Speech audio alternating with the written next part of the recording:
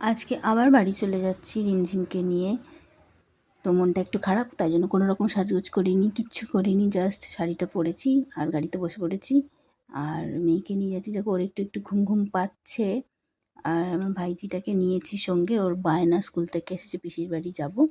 তো ওই দুপুরবেলার দিকেই বেরিয়ে গিয়েছিলাম। এখন বাড়ি চলে এসেছি, মাঝখানে মেয়ে একটু ঘুমিয়ে পড়েছিল বলে আর তখন কোনো শ্যুট করিনি। এখন মেয়েকে একটু ঘোরাই। আর দেখো ঘরদোরের যা অবস্থা হয়ে আছে কি আর বলবো। কিছুই আর গোছানো হয় না ঠিকঠাক করে। ওইদিকেও চারটি জিনিস জড়ো করা, কাপড় চোপড়, মশারিও এরকমই থাকে, তোলা হয় না।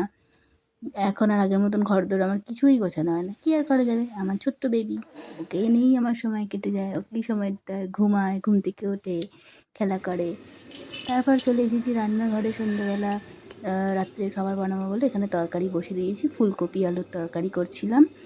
আর একটু রুটি মেখে রেখেছি, মানে আটা মাখা আছে, রুটি করবো রাত্রিরে, করে খেয়ে দিয়ে আমরা শুয়ে পড়বো সবাই। তো এভাবেই ব্লগটা আজকে শেষ করছি। টাটা, বাই।